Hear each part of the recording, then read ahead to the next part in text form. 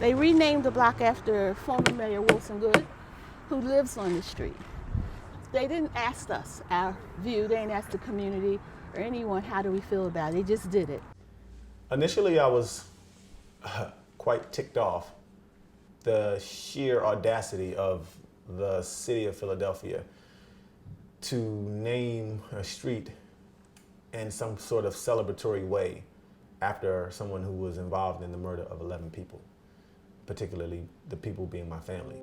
Let's take a careful look at this. 5:27 p.m. State police helicopter drops it. There is the explosion. Now, if there's anybody there, standing there, it's obvious they couldn't survive that explosion.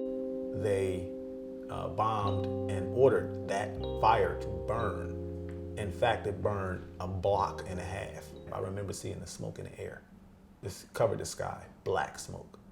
The bombing took place when I was 21, so it is kind of literally the separation between my childhood and my adulthood. Just that complete loss of innocence. Understanding that your own city, your own government is willing to annihilate you and people who look like you, and we were so easily erased. 250 folks to be displaced, 60 homes burned down. So that's still very much a scar on the city and very much a scar on black people.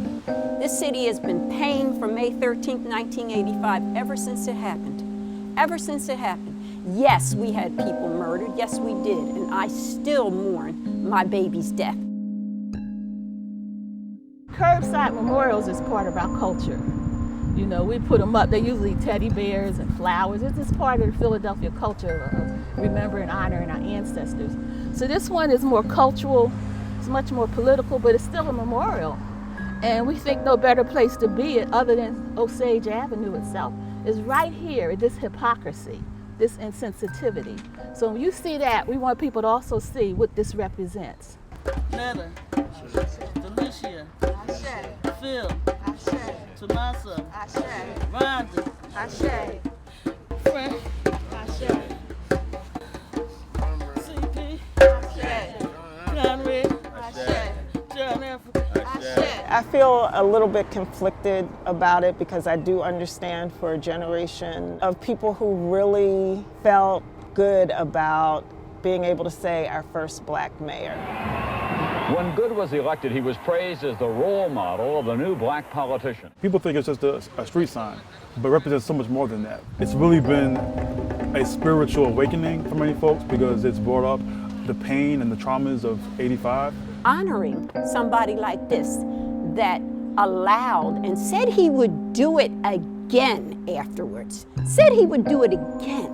Even though it was 33 years ago, it's still real raw. It's unresolved. It's a lot of unresolved pain. It's people still suffering post-traumatic stress behind it. People that I grew up with, they never want to talk about it because you don't want to be present with the fact that they could do it again at any moment, They'll disappear you like that. When we had that meeting with the councilman, Curtis Jones, who put this thing through, he said, I made a mistake. He said, in hindsight, I would have done it differently. There are other ways to honor my mentor.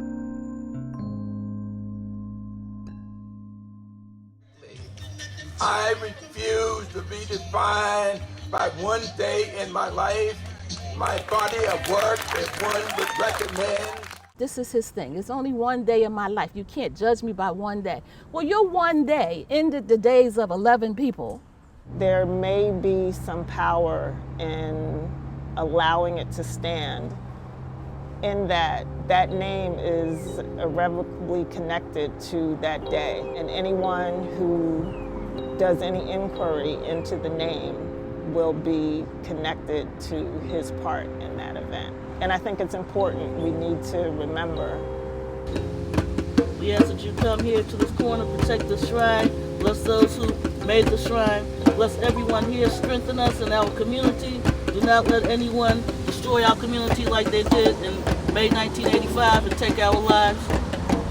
Let the people who still want to perpetrate a fraud against our people be exposed and shut their roads, Baba Eshu, shut their roads.